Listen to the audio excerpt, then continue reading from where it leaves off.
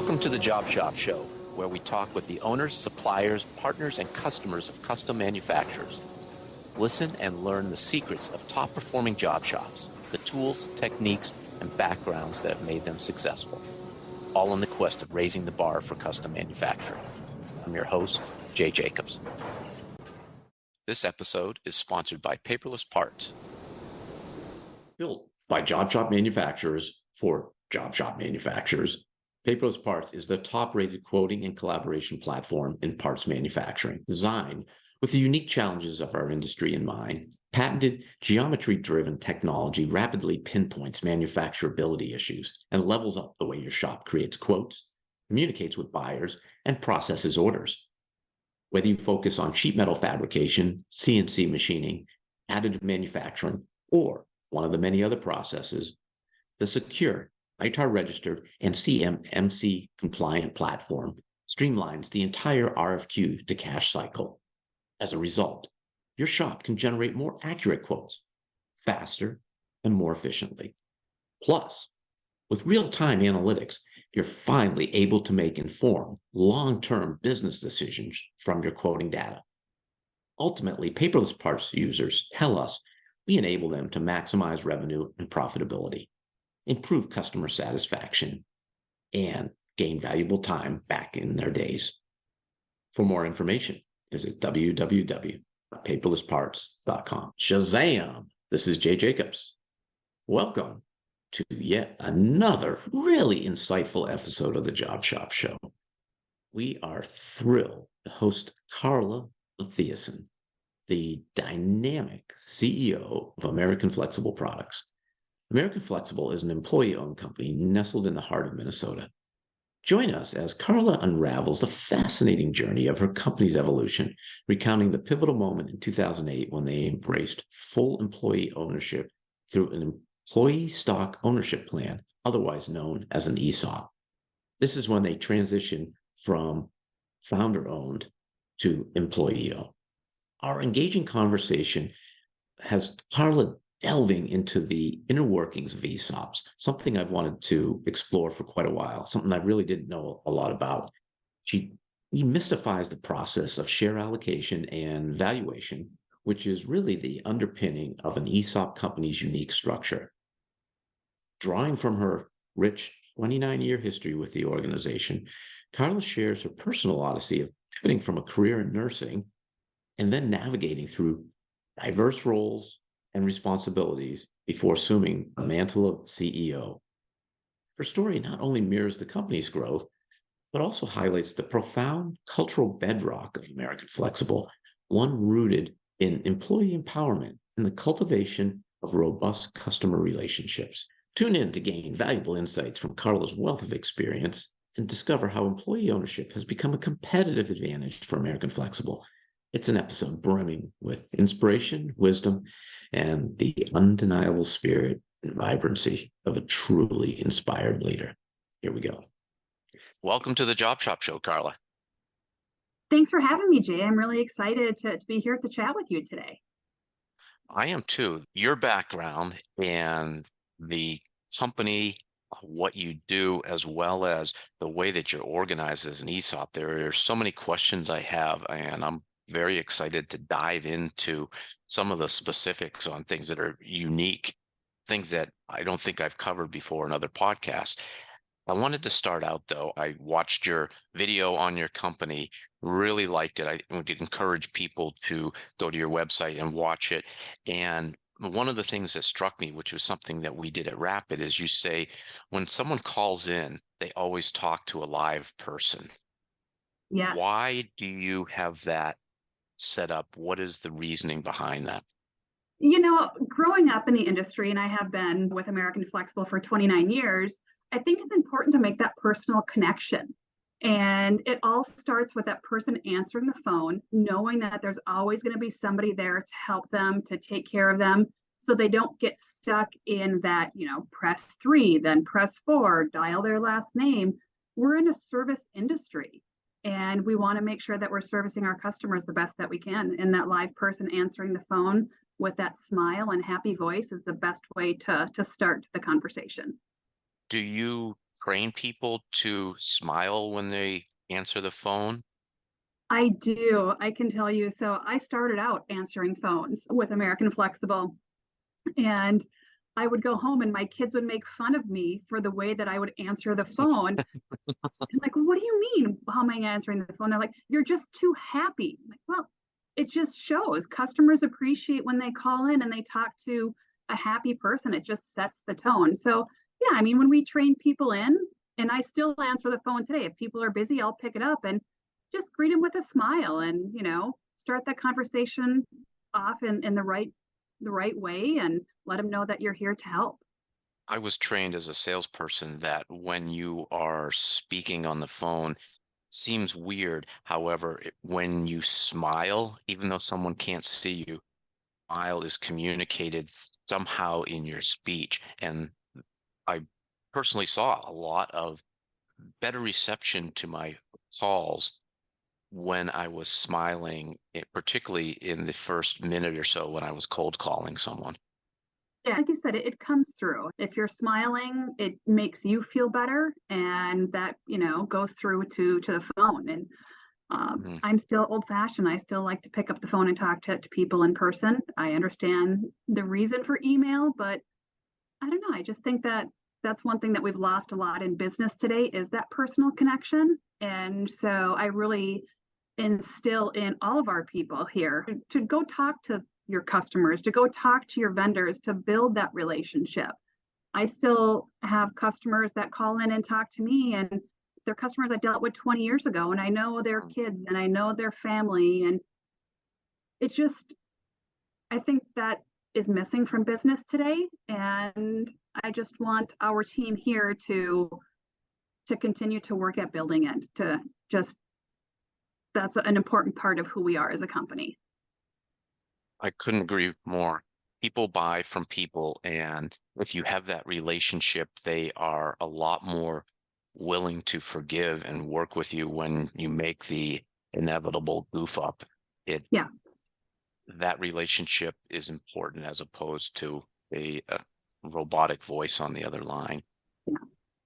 Also, we mandated that someone live would answer the phone. No phone systems. I looked at it as, and I think you're saying it in a different way. If someone's calling us, they are calling us for a reason, and Yes. they want to be helped. And it is our job, the customer service that you mentioned, to help them, not to put impediments in their way. So I looked at it as a competitive advantage that all the other shops would have that voicemail system, and we also didn't have voicemail. At the end, we had a few people who had voicemail. However, most people we did not have voicemail. We made a note be taken, and it would be we got to where the people answering the phone would email it to the person as Mhm. opposed to those pink pads. However, I never wanted someone to hide behind voicemail either. You know how people do that. Yes. If you have bad news to deliver to a customer, don't put it in an email, don't put it in a voicemail. Call them, explain to them what happened, tell them how you're going to fix it, and address any concerns that they have. I think Yes. that understand email, you can put a lot of detail in, everybody likes it in writing.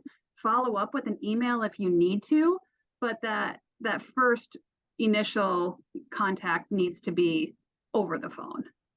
Yeah.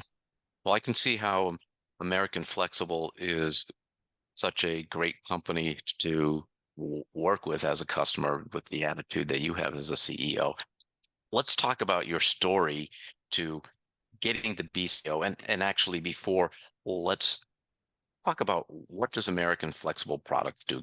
Give me a thumbnail sketch. So American Flexible, so we're located in Minnesota, right outside of Minneapolis, and we are a custom fabricator, foam, sponge, rubber for gasket seals, weather stripping, typically flat stock. So we do die cutting, kiss cutting, and we call on OEMs directly. So we will sell into HVAC, electronics, windows, doors. We're going through CMMC, so we work with DoD anywhere there's a squeak, rattle, airflow, conductivity, any type of gasketing, that's the arena that we're in.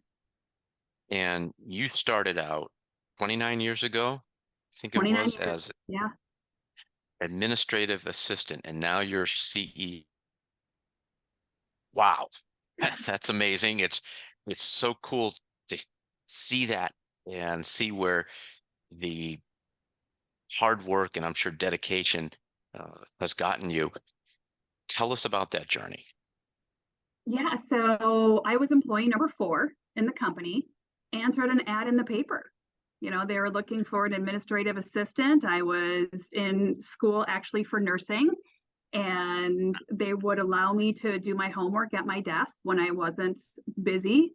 And just, they hired me because I actually knew how to read a caliper when I was interviewed. Because, working in manufacturing was very new to me, but I knew how to read a caliper, and they're like, hey, you know what? Great, come in. And so as the company grew, I just grew with the company.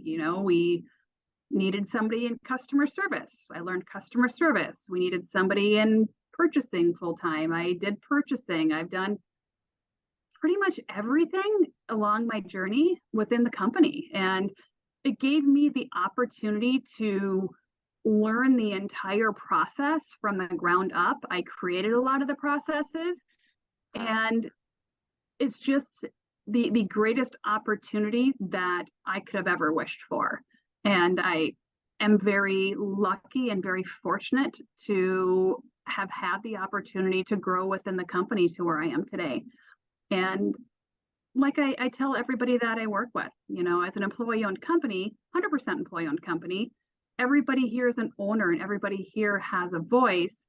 And I understand what you're going through because I have been there. I've been in your role. I understand, what you are having to do every day, what the constraints are, what the issues are. Let's work through them together. And so it gives me, I guess you would say it kind of gives me street cred with the Mm, people, just knowing that I'm not the CEO sitting in the ivory tower kind of thing. yeah, yeah, you earned it. Yeah. It would have been when the company grew and they needed someone to go into customer service to put your head down and not volunteer for that, or perhaps you were chosen, but it sounds like you would probably have volunteered. What's the mindset? Because you talked about how you learned all the different roles. How did you get that mindset? And was it conscious? Was it something you had to have courage to do, or is it natural within you? For me, it's natural. I'm naturally inquisitive. I didn't know back then that I was, I guess, mechanically inclined to be able to figure certain things out, getting into estimating and manufacturing and operations. But I find it interesting. And it's almost like it's putting the puzzle together. If you understand how does customer service, work with purchasing, how does purchasing work with estimating, and how do they interact? It was just natural for me to be, oh, you know what, I'm doing customer service. They ordered this. Wait, we need the raw material. Well, why don't I figure out how much material we need? Where do we buy it? How do we buy it? And I had really great mentors in the ownership as well, who always encouraged me to learn more and basically gave me opened the door to say, whatever you want to do, whatever you want to learn, tell us how we can help.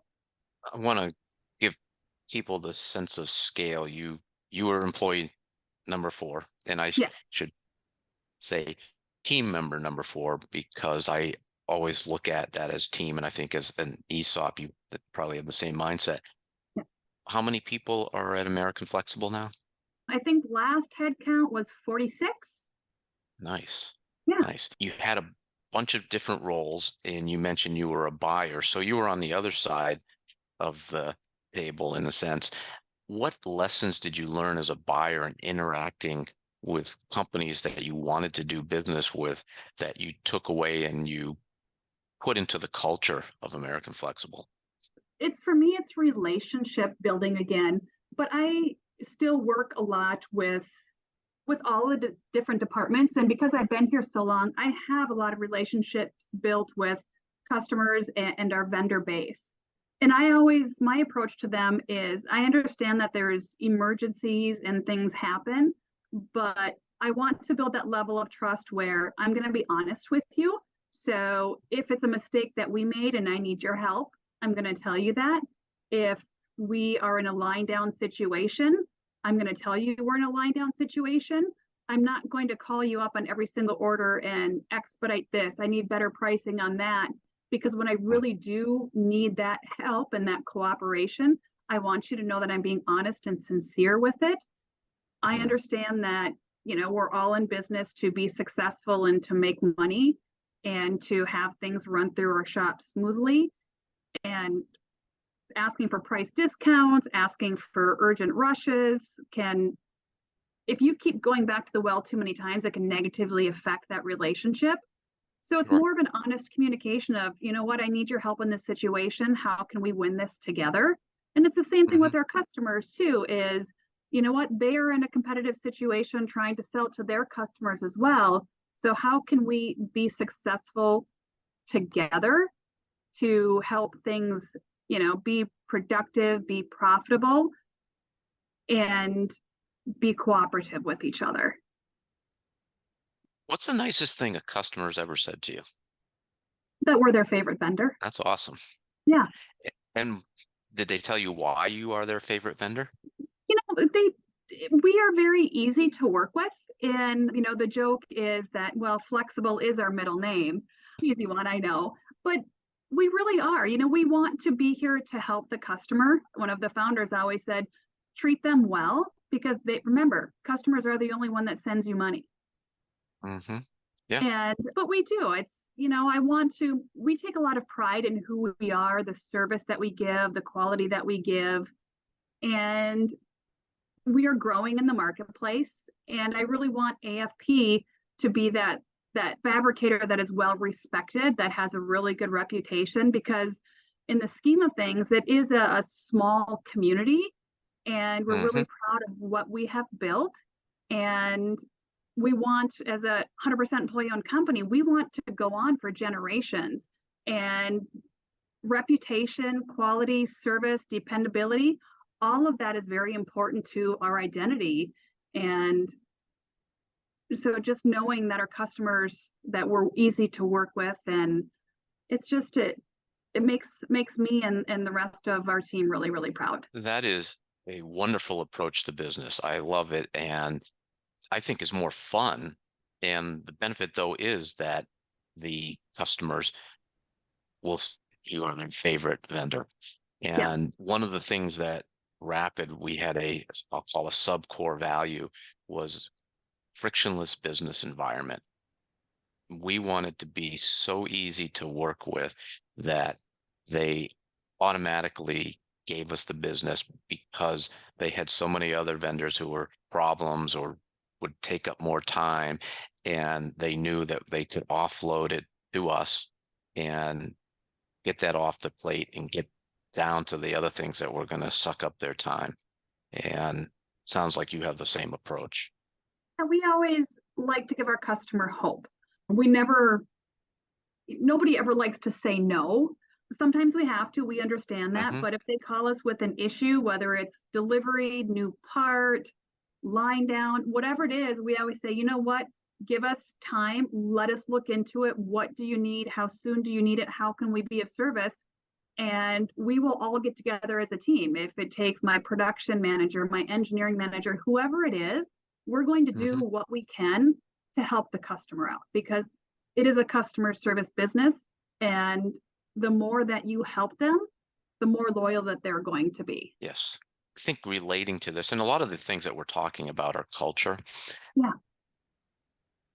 On your, I believe it's LinkedIn profile, you have hashtag we own our future.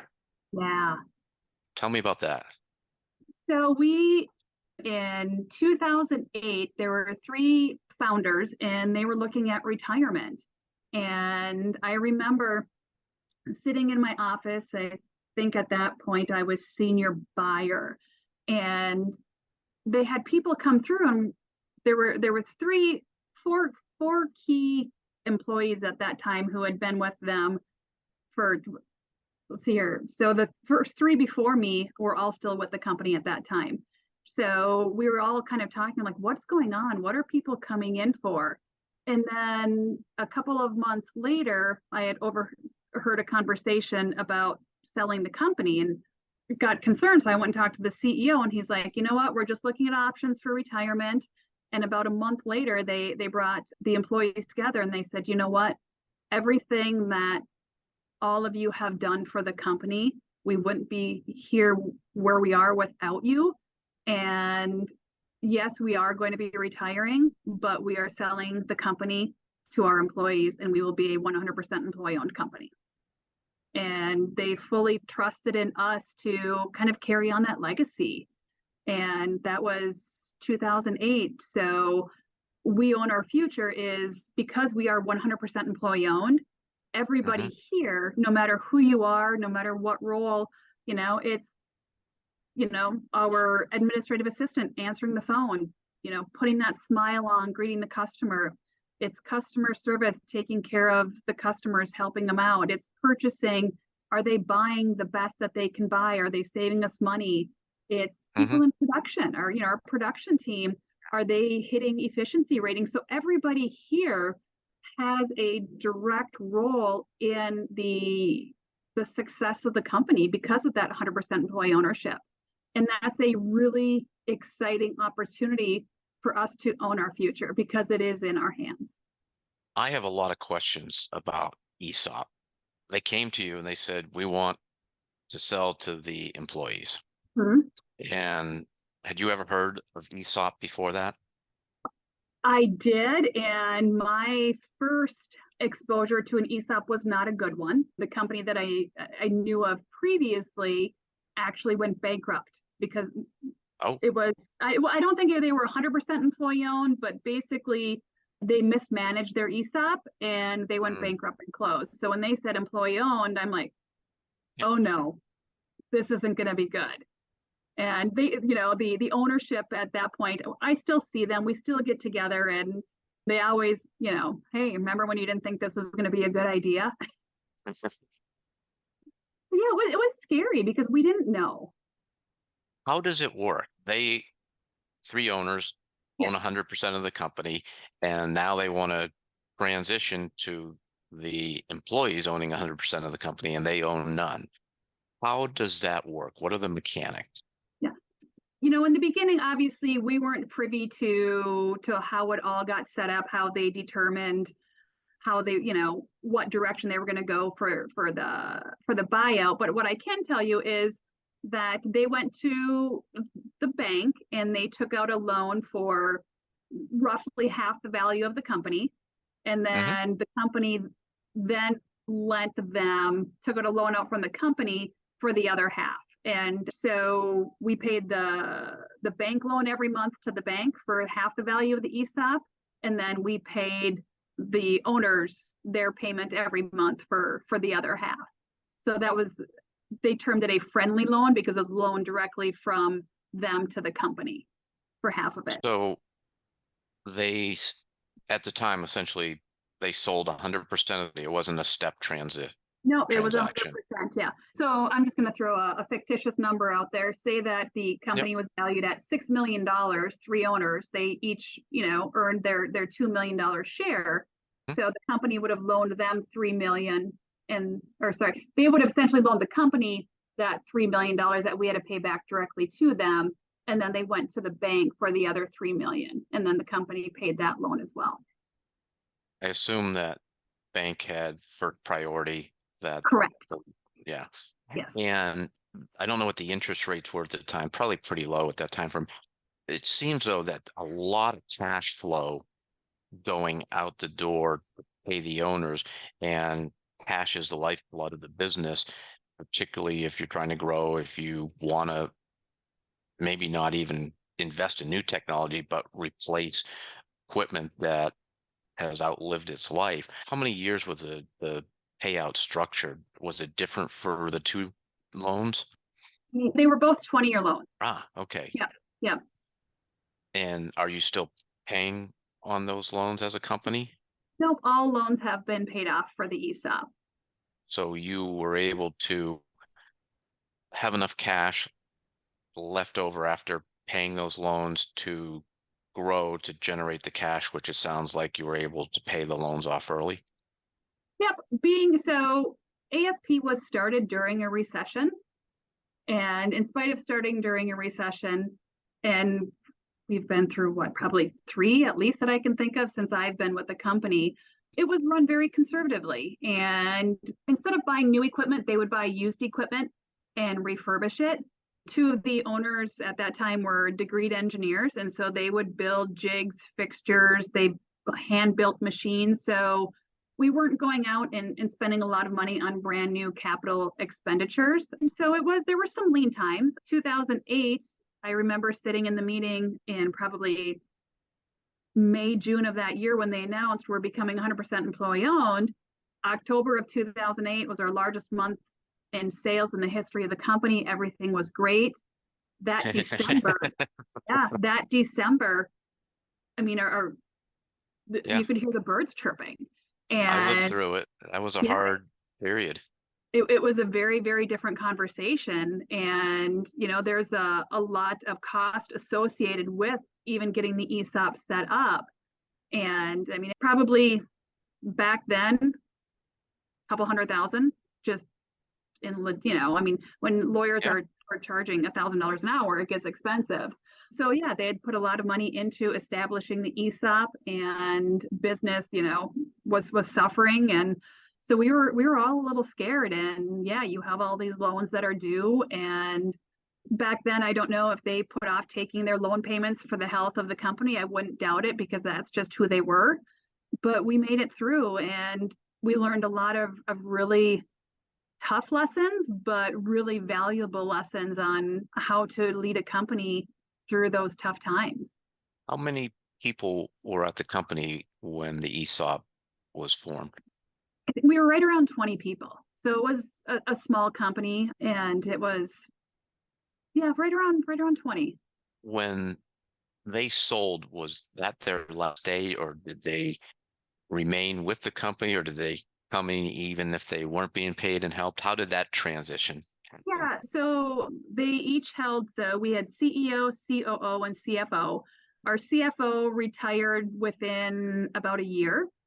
And then our CEO retired a few years after him. And then the last one retired in 2017.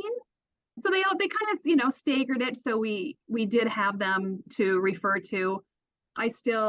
Two of the three still stop in. They call and check in and have a Uh-huh. great relationship. The other one decided, what, I gave you my all, and now I'm going to enjoy retirement. So it's a really great opportunity, and we feel a lot of pride when they come in and see what we've done, the new equipment. We doubled our size, square footage back in 2019, and it's always exciting for them to come in, and when they walk through, everybody's smiling and beaming, because it is, they entrusted us to grow the company and to do right by all of our coworkers, all of our employee owners. And that's why we come to work every day. When I come to work every day, it is an added pressure, but it's also added pride to know that it's because of us and what we do every day that the company is successful. Yes. Yeah, they must feel good about their baby being handed off and actually continuing to grow. Yeah. I want to dive back though into some nitty gritty. If Yep.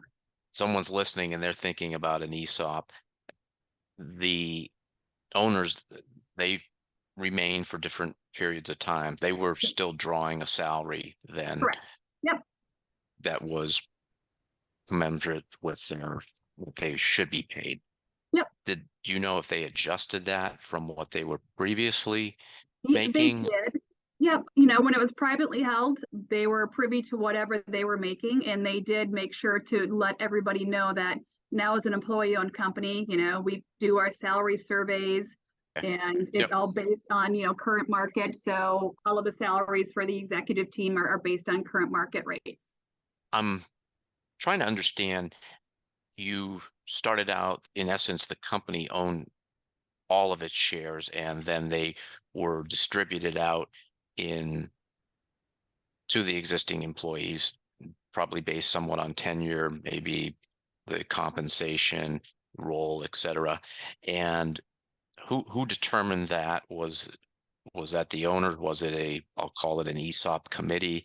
And then moving forward, are you and others who've been there able to earn more shares in the company?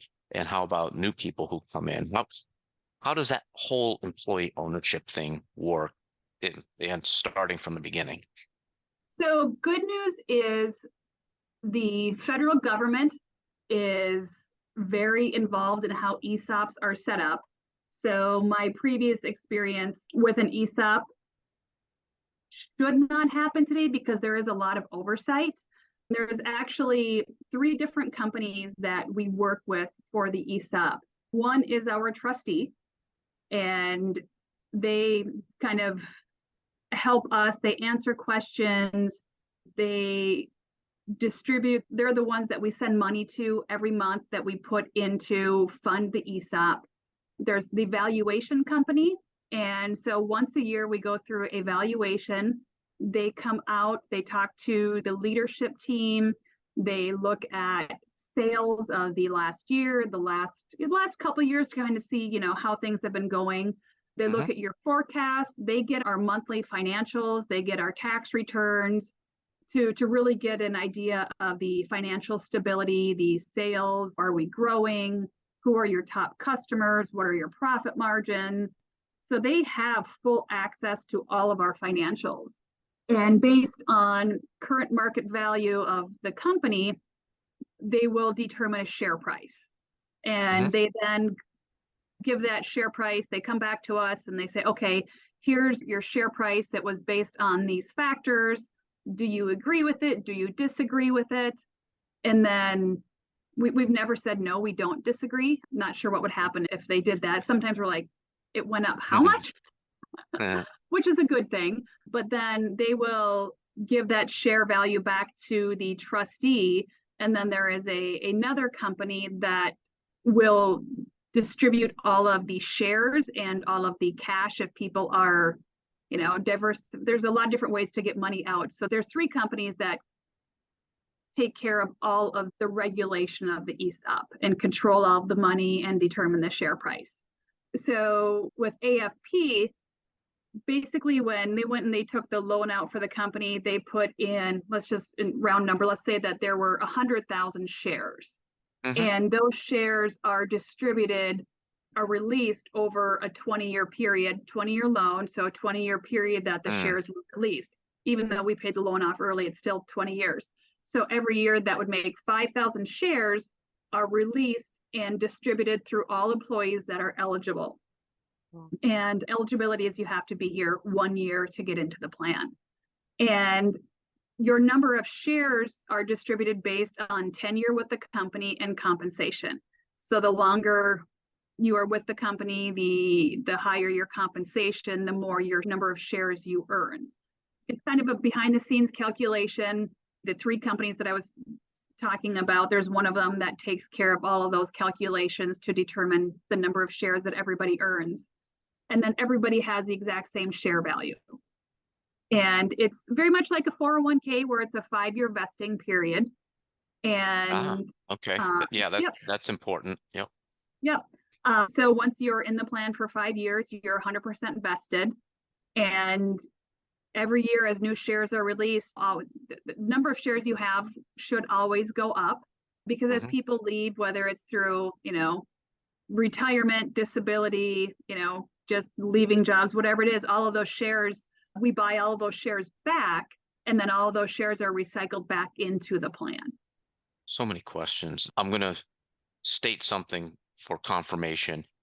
You have grown, let's say you've a little more than doubled the number of team members. I don't know how that translates to revenue, but not as important. Say theoretically, of those 5,000 shares, you're going to get half as many shares as you did when the ESOP was formed, Yes. because there, however, because the share price hopefully has more than doubled in the interim, the total value you're getting every year, the share price times the number of shares, it's greater and greater every year, even though you're receiving perhaps less shares.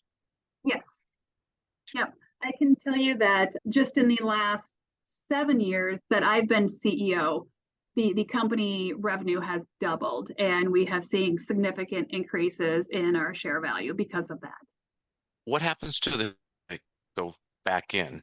You said that they're distributed over a 20-year time frame. So let's say you're at the 10-year point and you have distributed 50,000 shares, but 10,000 of them have come back. So there's only sort of 40,000 held and there's 60,000. Do you then distribute over the next 10 years 6,000 shares a year instead of five?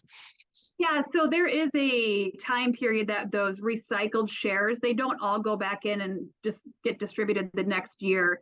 It is a 10-year cycle. So if somebody were to leave and they Yeah. had 5,000 shares, those 5,000 would get then distributed over Okay. that time frame. Yeah. And so there will never be more than that theoretical 100,000 shares in the company. Correct. Gotcha. Huh. Pretty interesting. And so the first year then, with the 20 people who are with the company, you split the 5,000 shares amongst yourself. Yes. And I Okay. think our first share value back then was 26 cents a share. Okay. You are transparent with everyone within the company. Does that include financial reporting? Yes. Yep. I mean, as an employee-owned company, to get their buy-in, so they really understand how each department, each person can affect financials. You Hmm. need them to be able to understand, how much did we sell?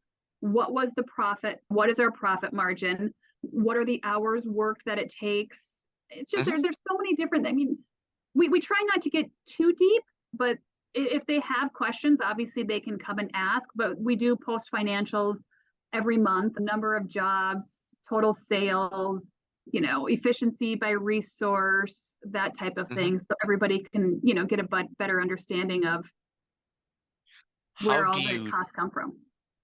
how do you teach them? Because most people have an education in accounting or financial literacy.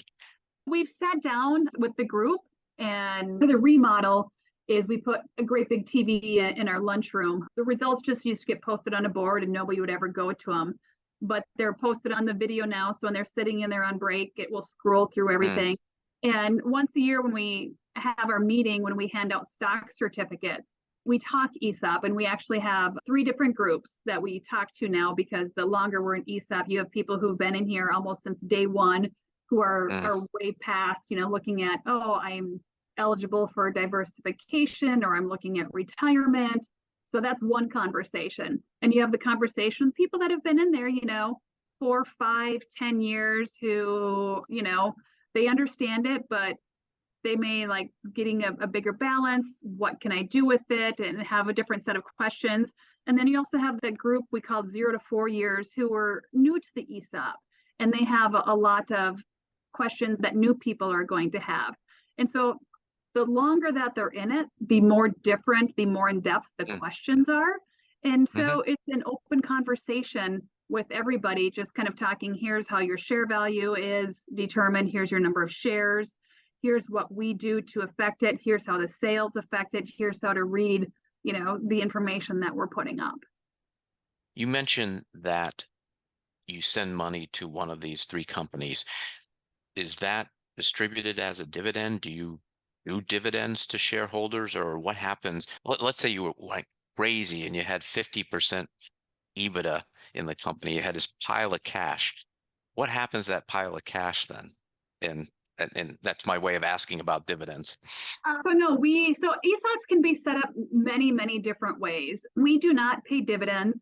So the way that it works is you are only allowed, for our plan anyway, to contribute like I believe for us it's 25% of our annual payroll that we can contribute to the ESOP. So if your payroll is $4 million, the most that we could contribute to that ESOP annually is $1 million. Well, Hmm. over time, if you have a really long tenure and people stay with the company grows, the company is profitable, you can get into a situation where you can't, if you aren't maximizing that 25%, you may not have enough money in your plan to naturally pay off people that leave. So the money that you send them is essentially a piggy bank, and that is what's used to buy the shares back when someone retires, or however it's structured, has the ability to sell the shares that they've earned. Correct. Ah, okay. That makes sense now. I'm listening, and I really like my team, and I would like to retire, or my partner and I would like to retire. What would you say to them about ESOPs? I think that they are a really great opportunity to reward your team that has really played a big part in the success of your company. It is an opportunity to give back. It also takes a lot of courage I think as an ownership group to I don't say hand over to trust that the company is going to be successful. I mean, obviously they get their money. Hmm. Our owners trusted us enough that the company owed them a lot of money through the journey. But I think we are also fortunate to have the opportunity that we have. And it is a great succession story, a great success story for the company to know that you built a team that you trust to take over, and Hmm. for our owners to return and just have that pride. And it's amazing from an employee point of view. And even I think from, if you were to talk to the owners of AF, it's I mean, honestly, it's hard for me to put into words because I'm extremely grateful for the opportunity that we have been given. Hmm. And I think that I would really encourage owners to look at it as a way to retire, to step back in the company, over the course of, I think that staying with the company is a great way to hand over that torch. I would never recommend that somebody turn an ESOP today and leave tomorrow.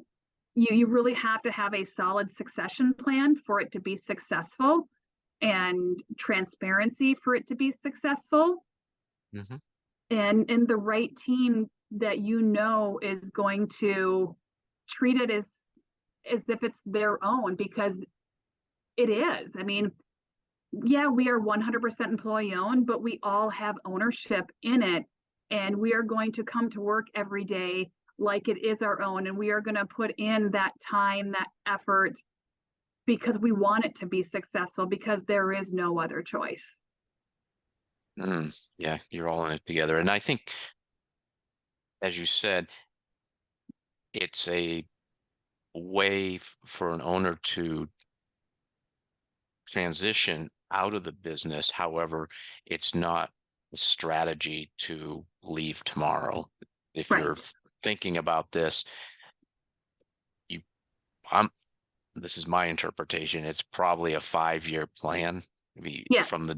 the day you start thinking about it, because you're not going to implement it immediately. It's going to take 6, 12, 18 months to implement. And if you don't have that, you, as part of this whole transition, went on the board of directors in 2009. Was that when the ESOP was formed? There was a board of directors formed with it. Correct. How many people are on the board of directors? What was the rule? Who decided? So trustee of the ESOP is on our board of directors, and we've always had an internal board. At that time, Mm, the 3 founders were on the board, and then there were 3 of us at a VP level that were all promoted at that time: VP of manufacturing, VP of sales, and then I was promoted to VP of operations. So technically, with the trustee, there were 7 of us on the board. Tell me a little more about the trustee? Is that a institution that appoints someone to be the quote trustee? How, how does that work? Yeah, so one of the three outside companies that help oversee the ESOP, one of those, the financial company that holds all of our money, they act as our trustee. And then there is one of their employees is on our board as a trustee that represents them, the financial part of the ESOP. Has that person changed over time?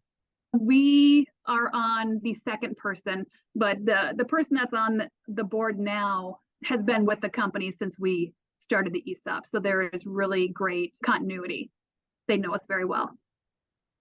So within that organization, it's not one person that holds it close to their vest. There's other things going on that Correct. involve other people in that financial institution. Yeah. Each of the companies has a team that we work with. So there's usually in our annual meeting, probably 9 or 10 people from those three companies, total 9 or 10 people from those three companies that are in our meeting that all know us very well. You became CEO in 2016, so there Correct. was someone else who was CEO at the start of the ESOP, and I don't know if they continued until you took the role. Tell me about that transition and who had to decide that you were going to be the next CEO, and how did you advocate for yourself and earn that right? So it was the board of directors. So within AFP, obviously, there were three of us at the VP level who had all been with the company. So employee number one, employee number two, and then me as a team member number four. So I should say team member. But honestly, it could have been any of us three because we had all grown with the company. And I don't think none of us really went at it advocating for ourselves. We all, had a great relationship. And regardless of who would have been promoted to CEO, they could have went elsewhere. We assumed they were going to stay within. But regardless of who it would have been, we would have been supportive of each other. We really do work as a team. Even today, it doesn't matter who you are, the title that you have, you are an employee owner. But the founders and the trustee, they kept the three VPs out of it who were on the board because obviously you don't Sure. want, just would have been a really uncomfortable situation. But I was, fortunate enough to be chosen to be CEO. I believe that it's because of my role in the company having been in so many different roles and not only doing a manufacturing role or not only doing a sales role. It's really, I think, understanding the entire operations that Mhm. really set me up to be successful in the CEO role. And so they did, after the decision was made, they did talk to us all individually, just out of respect for all Mhm. of the employees. And we went into the boardroom and I was nominated and, the vote was seconded and everybody agreed. I had the support of the entire team to take over as CEO. And it meant even more to me to know that I did have the support of the entire team, even though it could have been any of us that were promoted. Yeah, that tells a lot about the company and the team that there's no hard feelings, and at the end of the day, they're behind you. Yeah. Nice. Yep. Nice. Are any of the original founders still on the board? One of them is still on the board. Yes. And who did you replace the other two with? We are actually working on that right now. As the always having an internal board, so we just have a smaller team now, they haven't been replaced. Always having an internal board is comforting because they understand who we are, what we do, but we're all comfortable enough speaking our truth and being respectful of each other. We are now adding outside advisors to our board Hmm. and eventually probably, whether you call it a test run for the outside advisors before we actually bring them on as full voting members. I think Mhm. when you're an ESOP, there is a certain culture that you need to understand. And we want to bring them in as advisors to obviously learn from them and their expertise. but we also want them to get to know AFP, what our culture is, who we are as a team, and what we expect them to bring, and also learn to know what they expect of us. So just building that relationship before we bring them on as a full voting member. Anything else you want to add about ESOPs, governing structure? I would honestly encourage, I know that there's a lot of manufacturing, and doesn't always have to be manufacturing. I mean, there are really large companies out there. There's grocery store chains that are 100% employee owned. So any business out there. But obviously, I know and love manufacturing. And I would truly encourage any owner who is looking at succession planning, who is looking at selling, to look into an ESOP. You get a lot of buy-in from your people. And I know that there's obviously advantages for taxes when you're an ESOP. It's a really great opportunity. And for people that are looking at going to work for an employee-owned company, it is a great opportunity to be part of a team where you're valued, where you're empowered to be better, where you are empowered to have a voice. If you have an idea for change, for growth, for machines, and we have people in manufacturing who come to us and say, hey, you know what, I was watching a YouTube video, this would work really great in my operation. We listen to them. So it's just a really great opportunity to be part of a company where you are valued. Well, the fact that you have team members watching YouTube videos about something related to their job, probably after work hours, that Yes. says a lot in itself, right? Yeah. We've been chatting quite a while about your story and the ESOP, and we're hitting up on our time. And maybe we'll talk offline because I don't have a lot of experience with the flexible products that you make, the foams, the rubbers, the plastics. I'm curious as well. I saw a couple terms on your website, disc cutting and the rotary die cutting. And I will say that you guys have a nice blog where I was able to find a very short blog yet concise on what those are, and I got up to speed pretty quickly. Fascinating to me, though, the way that your process is implemented, how you get from sheets of material, and I guess in some cases actually create your own sheets and get to that finished product. So if anybody, let's hear it in the comments if people want to get Carla back on and talk more specifically about how flexible products are manufactured and all the nuances there. I will end though with a question, and certainly if you've got some questions, I'm happy to spend a couple minutes. I'm really impressed with the growth mindset that you have and the learning, the curiosity. Yeah, I saw that you went back to school within the last 10 years to get a degree. And do you belong to any group like YPO or Vistage, anything beyond yourself to help you do a better job at the company? That is one thing that I've been so busy building the company, and I am still very much in the weeds, and that's both a benefit and a curse. But no, I'm really, trying to create a better network. I'm on an advisory council for one of our major vendors that we're a preferred converter for, a local association here in the Twin Cities, Manufacturers Alliance, that we're involved with. But we are just in the process of implementing paperless parts. And so starting to network through, we're at Power West for them, and they have local events as well. So really now really starting to grow and build that network, because we do have a pretty aggressive growth mindset here. We're in the process of implementing CMMC, ITAR, and AS 9100. We should be ready for the certification for CMMC in April. So adding new equipment, new technologies, new capabilities. And it's exciting. I love to create, I love to build, I love new opportunities. We have an amazing sales team that goes out there, calls on customers, works with engineers to help solve problems, bring them solutions.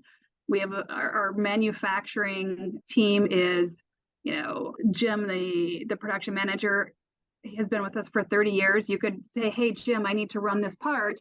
And he will tell you exactly what the die is, what the process is. I'm just really proud of the team that we have that have got us to where we are today, the growth that we've seen over the last 7 years since I've been CEO. And I know that they are going to help get us to our sales goal, our 3-year, 5-year sales goal and beyond. So, Do you use any formal operating structure for the company, like traction or scaling up? we have just introduced Traction. We bought the book for our entire management team. So we're all investigating how we can use some of the philosophies and what we do and how we can, make AFP operate better. That is one thing that's really great about us, even though we have a lot of long-term employees. They all want to improve. They all want to, the lean manufacturing. So we are getting a lot of buy-in, and they come up with some really great ideas too. So it's how can we be better to be more profitable to continue to grow? Excellent. I could keep asking you questions for another hour. I don't think people want to listen that long, at least right now. What would you like to add that you think is important that I didn't cover today with you? A big thing for me is growing up in the industry. And I say growing up because I was 19 when I started at American Flexible. Mm, And obviously, those early years, it was a very male dominated industry. I mean, it still is. hmm And to the young people out there in general, manufacturing can be a really great career. There's so many different opportunities, whether you are working in the manufacturing shop, whether you are working in the office. It's not something that obviously isn't going to be glamorous every day, but you get the opportunity to solve so many problems, to work in so many unique um, so many unique parts. We make parts that go into submarines. We make parts that go into jets. We make parts that go into computers. There's always something very interesting with manufacturing. And to women, there is a place for you in manufacturing. hmm And it used to be a good old boys club. I'm not going to sugarcoat it. I used to go to conferences and they would look at me like, whose secretary are you? And you had to grow a thick skin back then, but it also made me who I am. And I know a lot of people in the industry because I've been in it for so long. And today it's a really great industry. They're very welcoming. They are very respectful of everybody that's in it. And we have a lot of great opportunities to impact the way that manufacturing is run. And I would say to never give up and to continue to grow and learn, and that you can go anywhere and be anything that you want to be. And I'm proof of it. And I'm very fortunate, but I've also worked very hard to get where I am. You have a wonderful story. I love the culture that you have embedded in American Flexible, and I know it's a team, however, it starts at the top. Yeah. I've learned so much about ESOPs and very inspiring. If someone wants to reach you, what's the best way to do that? They can call us directly. They will be either, somebody will And either someone like, will answer. or my email address is Carla, CARLA at AmericanFlexible.com. Thank you so much for your time, Carla. Yeah, It thank you. was wonderful. And ESOPs probably aren't for everyone. And if you're a younger owner, you may not even be thinking about that transition point. I think it's a great way, though, to give back to your team. Yeah. And if you truly have built a team, to watch them continue to grow and leave your baby in the hands of people that you trust. And so, with all that said, until next time, keep those lasers cutting and those spindles turning. Have a super day. Thanks for listening to the Job Shop Show podcast. If you enjoyed today's episode, please be sure to subscribe so future episodes are automatically downloaded directly to your device. You can also leave an honest rating and review on Apple Podcasts. Not only do I read every single one, it also helps me understand what content matters most to you. Thanks again for listening to the Job Shop Show.